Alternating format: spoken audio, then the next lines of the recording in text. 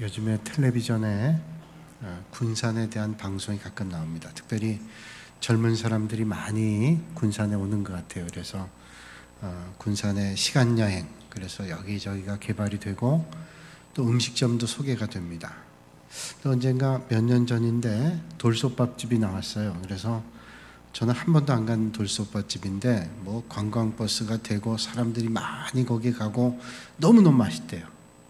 그래서 뭐 먼 데도 아니고 군산이니까 제가 한번 찾아봤습니다. 그래서 그 집에 갔어요. 사람들은 많은데 음식을 딱 받아놓고 보니까 뭐 특별한 게 없어요. 근데 왜 이렇게 광고가 됐을까를 생각하고 있는 차에 주방장 아저씨가 나오더니 저한테 얘기하는 거예요. 맛있죠? 근데 내가 놀래가지고 예. 그러고 오긴 왔는데 제 마음속에 의구심이 들기를 이게 뭐가 다르지? 하는 생각이 들었어요. 때때로 우리 맛집에 가면 정말로 이 집은 맛집 같다 하는 생각이 들 때도 있지만 어떤 때는 야, 선전은 많이 했는데 이건 그렇지 못하다는 생각을 가질 때도 있어요. 선전마다 또 맛집마다 자기를 자랑할 때마다 최고라고 얘기합니다. 제일이라고 선전합니다. 그래서 오늘 살아가는 이 시대를 PR 시대라고 얘기하죠. 뭐 이제 오래된 시간 얘기지만 PR이란 말은 우리가 우스갯말로 피할 건 피하고 알리는 건 알리는 거다라고 얘기를 하죠. 그렇죠? 뭐 피할 걸 굳이 알릴 필요는 없죠. 또 알려야 될 것 잘 알리는 거 그걸 광고라고 말할 수 있습니다. 오늘 우리는 광고 또 정보의 홍수 가운데 살아갑니다. 많은 광고와 정보가 있습니다. 그래서 이제는 많은 광고와 정보를 알고 있는가 하는 것보다 더 중요한 것은 얼마나 중요하고 정확한 정보를 알고 있는가 하는 게 더 중요한 거죠. 그래서 이제는 인터넷만 착 열어보면 얼마든지 정보를 대할 수 있는데 그 정보가 얼마나 정확한 건가, 그 정보가 얼마나 틀림이 없는 건가, 이게 더 중요한 시대를 우린 살아가고 있습니다. 광고들이, 정보들이 말하는 메시지는 자기 것이 제일이라고 하는 것입니다. 광고대로라면 문제가 없겠지만 광고와는 전혀 다르게 되면 그건 문제가 되죠. 그런 줄 알았는데 그렇지 않다라는 거예요. 우리가 잘 알고 있는 대로 이런 얘기가 있죠. 어떤 사람이 천국과 지옥을 구경 갔답니다. 천국을 보니까 정말로 천국은 꽃이 만발하고 너무 아름답고 여기저기서 찬양 소리가 나고 너무너무 좋은 거예요. 근데 지옥을 갔는데 지옥은 알기로는 불구덩이에 많은 사람들이 고통을 받고 신음하고 있는 그런 곳이라고 생각했는데 지옥도 생각보단 좋은 겁니다. 술 취해 다니는 사람도 있고 또 그 아주 불꽃 번쩍번쩍하는 곳에 춤추는 사람도 있고 가만 보니까 자기는 천국보단 지옥이 스타일에 맞아요. 교회 나가긴 했지만 그저 내가 하는 행태, 믿음의 자세는 영적이보다는 육적인 게 많거든요. 그래서 결정해야 될 때는 지옥 가는 게 낫겠다. 그래서 지옥을 선택했어요. 지옥을 들어갔는데 생각했던 거하고 전혀 다르더라는 거죠. 정말로 불구덩이에서 사람들이 고통당하고 신음당하고 그 전에 봤던 것과는 전혀 다른 모습이에요. 그래서 물었답니다. 아니 이게 어떻게 된 일입니까? 그 전에 봤을 때는 지옥도 그저 살만하고 뭐 아주 기쁨에 차서 사람들이 돌아다니는데 어떻게 된 겁니까? 그랬다는 거죠. 그랬더니 안내했던 분이 그런 얘기를 했대요. 이 사람아, 그거는 모델하우스야. 모델하우스. 우리 잘 알고 있는 얘기예요. 여러분 얼마나 잘 선전하느냐 하는데 성패가 달려있기 때문에 야 이건 좀 지나친 거 아니야 라고 하는 광고일지언정 그 광고의 말을 믿고 구입했다가 또는 그 길을 선택했다가 잘못되는 경우, 실패하는 경우를 우리는 만나게 됩니다. 이런 자랑은, 이런 선전은 야고보 사도가 말하는 대로 얘기한다면 허탄한 자랑이다. 그렇게 말할 수 있어요.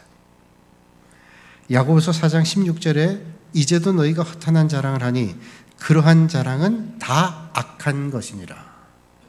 허탄한 자랑을 했다고 성경은 말하기를 다 악하다고 얘기해요. 어떻게 그렇게 심하게 얘기하실 수 있어요? 신학자 가운데 칼 바르트라고 하는 신학자가 있습니다. 아주 유명한 독일의 신학자, 스위스의 신학자예요. 이 칼 바르트가 한 번은 꿈을 꾸는데 그가 죽음을 맞이했습니다.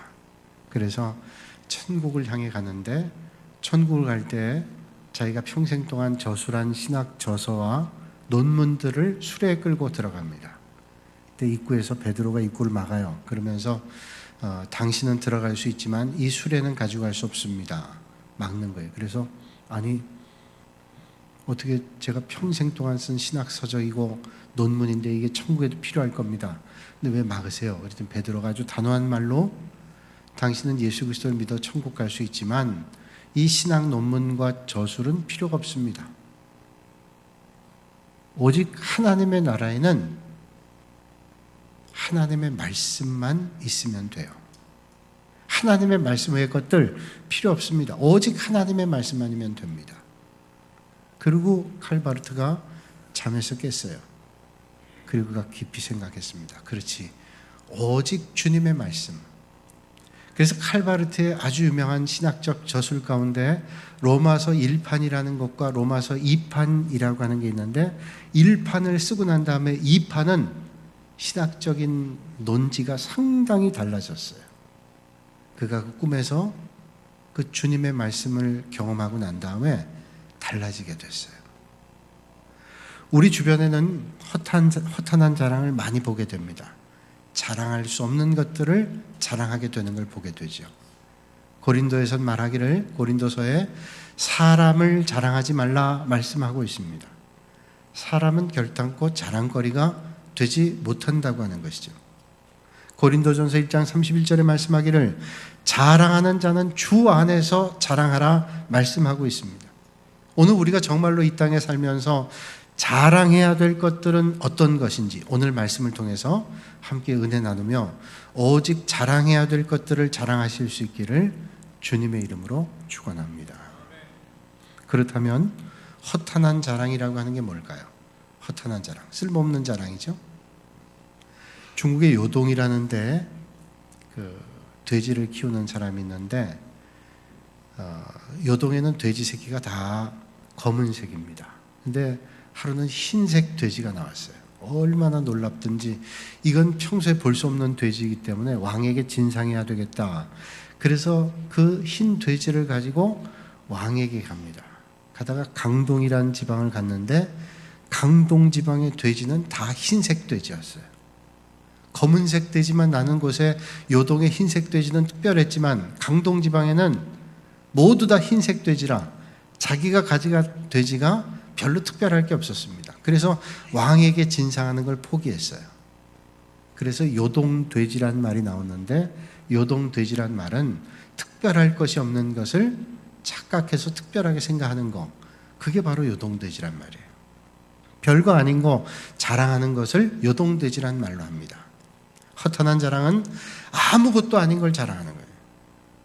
성경은 말씀하시기를 건강, 나이 자랑할 게 아니라는 거예요. 야, 내가 나이를 얼마나 먹었는데 그 별로 자랑할 게 아니라는 겁니다. 물론 연세 많이 믿음의 길 사셨다는 것은 귀한 면류관 받을 그 연세기 때문에 자랑할 만하지만 그냥 내가 나이 많이 먹었다, 그거 자랑할 게 별로 안 된다는 거예요. 시편 90편 10절에 말씀하기를 우리의 연수가 70이요 강건하면 80이라도 그 연수의 자랑은 수고와 슬픔뿐이요 신속히 가니 우리가 날아가나이다. 우리 연수 7, 80인데 아무리 강건하다 할지라도 그 인생의 연수는 수고와 슬픔이래요. 별로 자랑할 게 없답니다.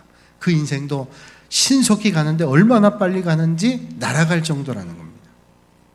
우리가 건강도 자랑할 수 있을까요? 젊음을 자랑할 수 있을까요? 젊은 것 같은데 어느덧 세월이 흘러 흰머리가 생기고 벌써 살 날보다 살아가야 될 날이 적은, 살 날보다 이젠 하나님 앞에 갈 날이 더 가까운 그런 삶을 우리는 살아가잖아요.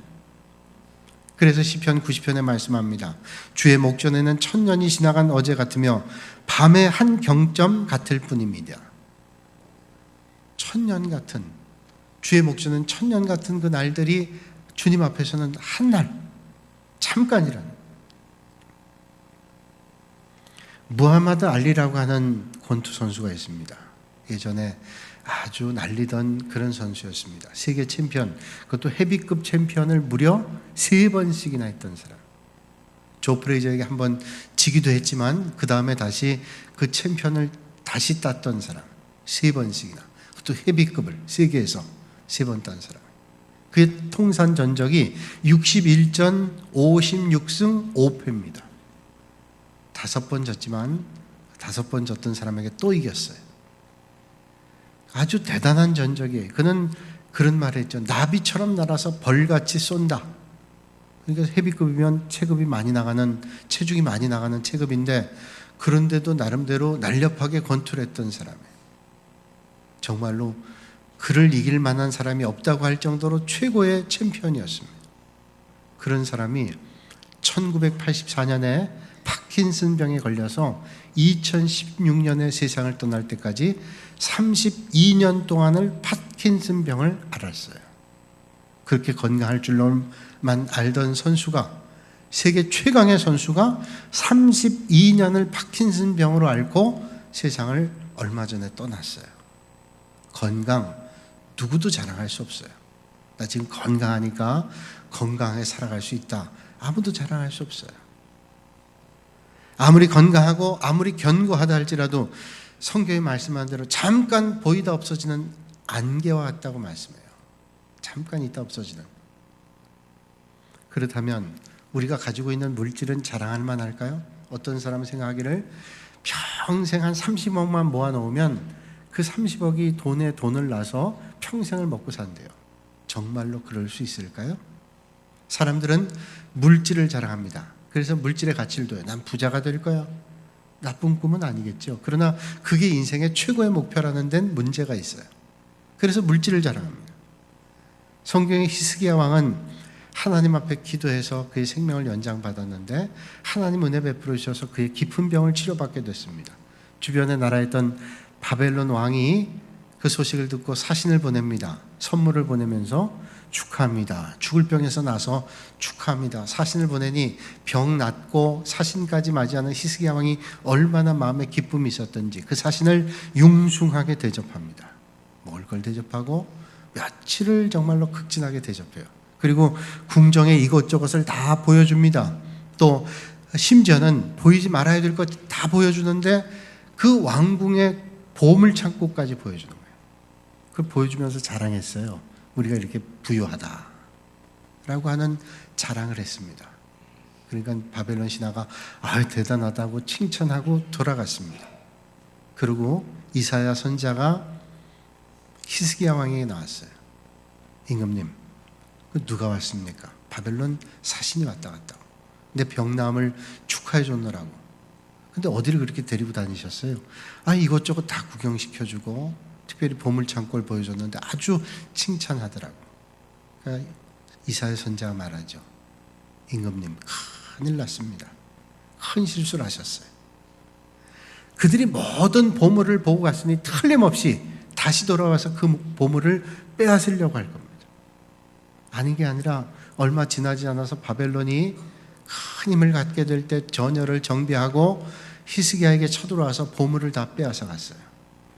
평생을 누리고 먹고 부유한 나라가 될 것 같던 히스기야의 국가가 결국은 다 빼앗기게 되는 그런 형편이 됐어요. 여러분, 물질을 자랑하는 것은, 자기가 가지고 있는 소유를 자랑하는 것은 어리석은 자랑입니다. 또 오늘 말씀하시기를 병거와 말을 자랑하는 것도 어리석은 것이라고 말하죠. 오늘 말씀에 이렇게 말씀합니다. 병거와 말을 자랑하는 사람을 그들은 비틀거리며 엎드러진다. 비틀거리다가 엎드러지는 존재라는 거예요. 성경이 말씀하는 병거와 말을 자랑한다는 건 뭡니까? 군사력을 자랑하는 겁니다. 병사의 수를 자랑하는 겁니다. 얼마나 많은 무기를 가지고 있는가, 무기를 자랑하는 거예요. 병거와 말을 자랑하는 것도 헛된 것이라고 말씀합니다. 사실 병거와 말은 전쟁을 수행하는데 얼마나 중요한 거예요. 우리가 전쟁할 때 최첨단의 무기를 가지고 있다면 아무리 적이 대단하다 할지라도 최첨단의 무기를 가지고 얼마든지 많은 사람들을 제압할 수 있어요. 그런데 그 당시에 병거와 말은 어떤 무기보다도 큰 무기입니다. 그런데 그 병거와 말을 자랑하는 것을 자랑하지 말라고 말씀해요. 이스라엘 역사가 생생하게 그걸 증거하고 있습니다. 병거와 말을 자랑하고 하나님의 능력을 의지하지 않을 때 이스라엘 백성들은 철저하게 무너졌습니다. 그러나 병과 말을 자랑하지 않고 오직 하나님의 능력과 하나님의 역사하심을 기대할 때 하나님의 능력을 입고 승리했어요. 그러므로 병과 말을 자랑하는 것은 허탄한 자랑이고 그 순간 하나님의 능력을 의지하는 것이 복되다는 거죠. 기드온의 300용사가 우리에게 말씀해줘요. 기드온의 300용사는 미디안의 10만 명 이상이 되는 적군을 맞닥뜨릴 때 하나님께서 전쟁에 나갈 사람들을 뽑으라 그러죠. 3만 2천 명 뽑았습니다. 근데 하나님이 그것도 많다, 줄여라. 10,000명으로 뽑았습니다. 그것도 많다, 줄여라. 그래서 선발된 인원이 300명이에요. 근데 300명은 뭐 뛰어난 군사력과 무슨 전술을 가지고 있던 사람이 아닙니다. 300명은 그저 물이 져 있었던 사람이기 때문에 독일어 성서 번역판에는 적은 숫자로 구분되어 있기 때문에 하나님께서 일부러 그 사람들을 택했다 그래요. 왜냐하면 많은 숫자를 가지고 전쟁에서 이기면 이스라엘은 교만해질 게 뻔합니다. 이게 우리가 이렇게 군사력이 대단해서 우리가 이겼다. 하나님 그걸 원하지 않으셨어요. 그래서 가장 작은 숫자 300명 기드온 용사를 뽑았습니다. 전쟁하죠. 뭐 무기를 가지고 나갔나요? 무기 없습니다. 항아리, 나팔 가지고 나갔어요. 그리고 하나님 말씀대로 철저하게 순종하는 거예요. 그래서 항아리를 깨뜨리고 소리를 지르니까 미디안 병사들이 서로 치고받고 전멸하잖아요. 여러분, 허탄한 것 자랑하지 않고 하나님만 자랑하실 수 있기를 주님의 이름으로 축원합니다. 우리는 사실 안다 그러지만 별로 많이 알지도 못해요. 어떤 부자 부부가 있는데 하루는 축구를 보고 있는데 별로 축구를 모르고 보는 것 같아요. 축구를 보는데 한참 축구를 보고 있는데 부인이 남편에게 얘기하더래요. 참 저 사람들 그 공이 얼마나 한다고 그 공 하나를 가지고 그렇게 뺏겠다고 뛰어다니는지 여보 이 축구 끝난 다음에 우리 공 하나 사줍시다. 그러더래요. 아니 공 하나 갖고 축구하는 거지.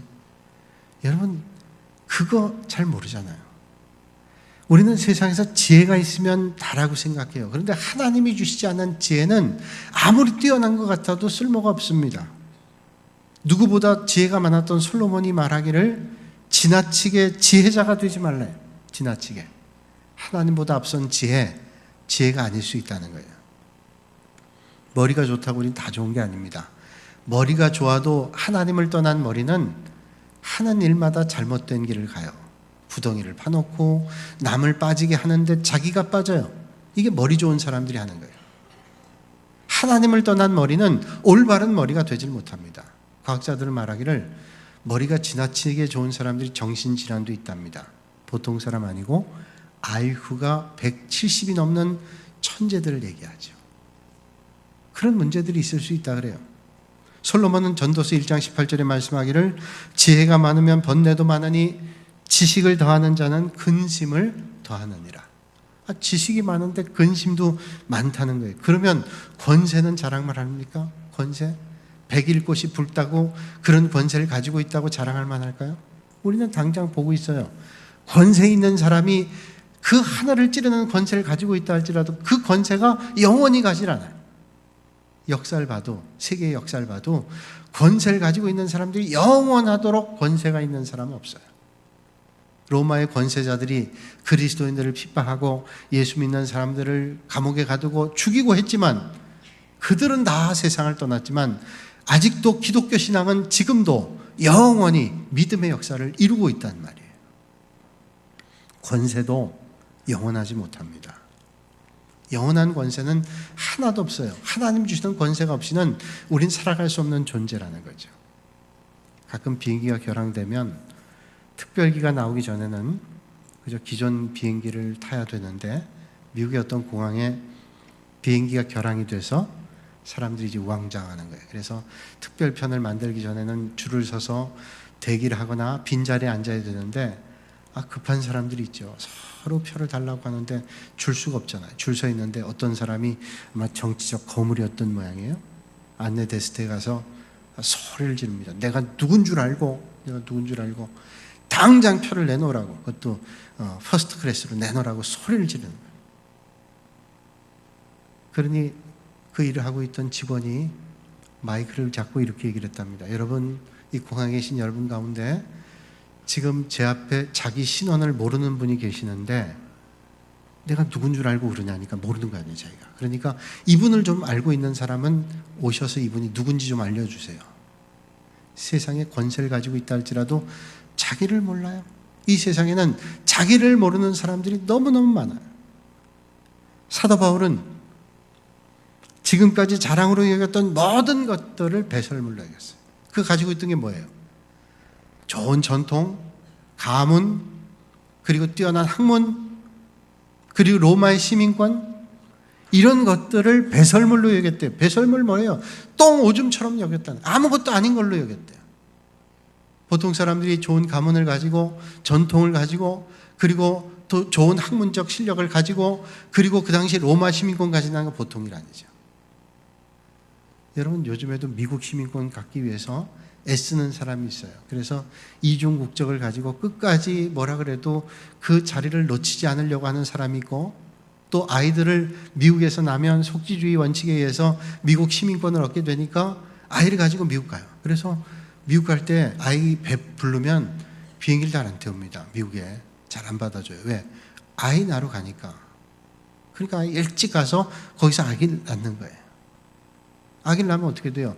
혜택이 많은 겁니다. 주립대학 같은 데 갈 때는 학비에 대한 혜택도 보고 여러 가지 혜택을 보니까 그 미국 시민권 얻으려고 애를 쓰잖아요. 그런데 하물며 당시에 로마 패권을 차지하고 있던 그때 로마 시민권이라고 하는 것은 상당한 지위를 얻고 혜택을 받는 그런 때였단 말이죠. 바울은 어떻게 로마 시민권을 얻었는지 모르지만 로마 시민권 가지고 있어요. 그것도 아무짝에 쓸모없는 배설물이라고 생각했어요. 바울은 율법에 의해서 바울을 핍박했던 누구보다도 뛰어냈던 사람이에요. 성경은 말하기를 가말리알 문화의 사람이었다 그랬죠. 가말리알은 그 율법학자 가운데 최고의 학문을 가지고 있는 사람이고, 그 학파 가운데 힐렐이라고 하는 학파가 있는데 그 학파의 그 학풍을 따르고 있는 바울이 제자였단 말이에요. 그러니까 학문적으로도 뛰어난 사람인데 그 율법도 아무것도 아니다. 전통도 가문도 그의 학문도 그리고 로마의 시민권도 아무것도 아니라 그랬어요. 솔직히 얘기하면 그 유익한 거 아니에요? 로마의 압제하인데 로마의 시민권, 좋은 전통, 그리고 학문적 배경, 자랑할 만한 것이고 유익한 것임에 틀림이 없을 거예요, 보통 볼 때. 그런데 바울은 예수 그리스도를 증거하는 것 외에는 다 배설물이라는 거예요. 주님을 자랑하는 것 외에는 다 배설물로 여겼다고 말씀하고 있어요. 여러분, 오늘 이 아침에 여러분 무엇을 여러분들의 자랑으로 삼으세요? 내가 조금 가지고 있는 그 물질이 혹시 여러분들을 교만하게 한다면 그거 배설물처럼 여기실 수 있길 바랍니다.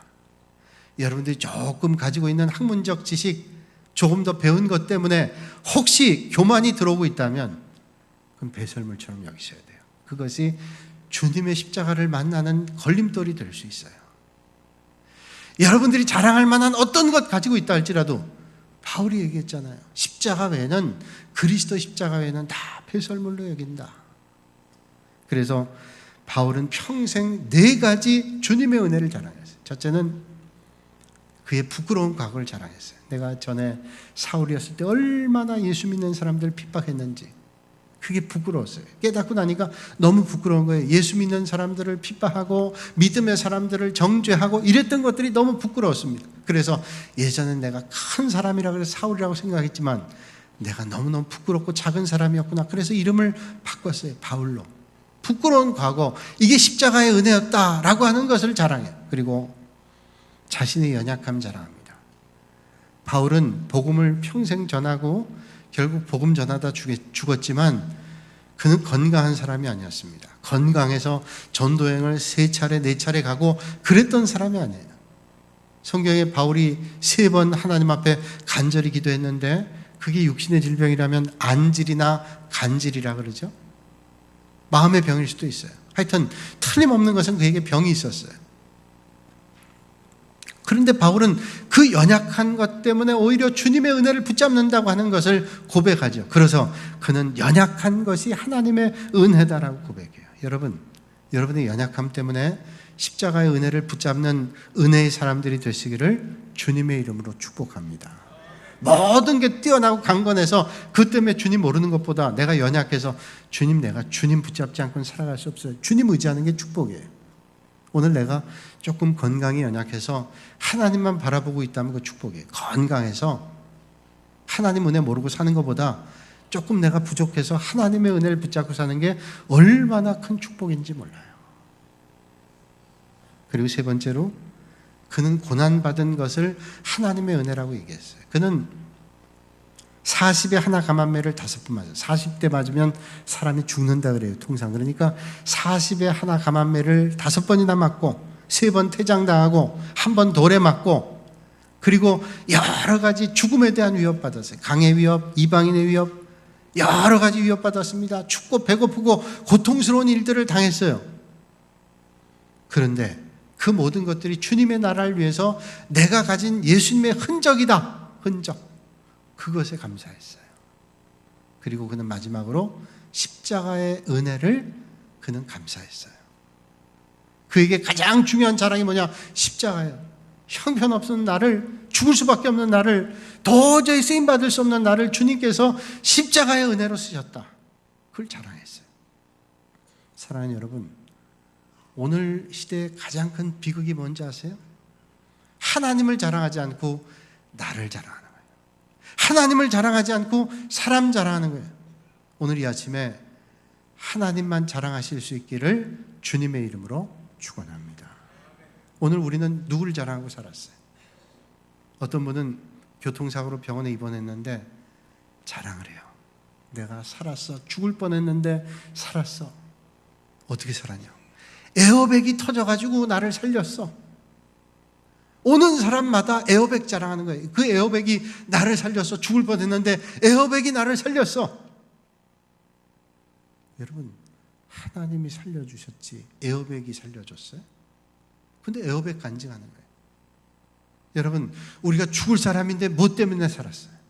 여러분, 오늘 우리는 다 죽을 수밖에 없는 사람인데 누구 때문에 살았어요? 에어백 때문에. 혹시 여러분 삶에 에어백을 붙잡고 계시는 분 계세요? 그 에어백은 여러분 살린 게 아니라 하나님의 은혜가 여러분들을 살리신 줄로 믿으시길 바랍니다. 많은 사람들이 에어백 자랑해요. 이게 날 살렸어. 아니에요. 주님의 은혜가 우리를 살렸어요. 오늘 우리는 뭘 자랑하고 있어요? 하나님의 이름, 하나님만을 자랑하실 수 있기를 주님의 이름으로 축원합니다. 바울은 고린도 교회를 향해서 이런 말합니다. 고린도후서 1장 14절에 너희가 우리를 부분적으로 알았으나 우리 주 예수의 날에는 너희가 우리의 자랑되고 우리가 너희의 자랑이 되는 그것이라. 고린도 교회는 문제 많았어요. 은혜도 많이 받았어요. 은사도 많이 받았어요. 그래서 방언의 은사, 통변의 은사, 가르침의 은사 받은 사람이 많은데, 그렇게 하나님의 주신 축복을 많이 받았는데 갈등이 많았어요. 어떤 갈등? 나는 바울파, 게바파, 아볼로파, 그리스도파 파당을 졌어요.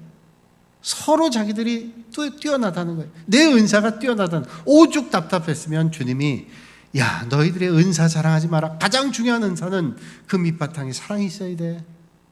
병 고쳐도 밑바탕에 사랑이 있어야 되고, 아무리 방언하고 통변의 은사가 있어도 그게 없이는 아무짝에 쓸모없다라고 말한 거예요.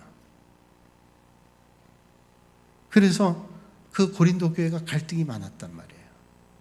또 심지어는 바울을 공격합니다. 네가 무슨 사도냐, 사도권이 있느냐라고 했어요. 바울이 얼마나 마음이 아팠어요. 그런데 고린도 후서에 가서 바울이 이런 고백해요. 너희가 우리의 자랑이 되고 우리가 너희의 자랑이 된다. 우리가 너희의 자랑이 되고 너희가 우리의 자랑이 된다. 이게 뭘까요? 주 안에서 자랑하는 거예요. 서로를 자랑하는 거예요.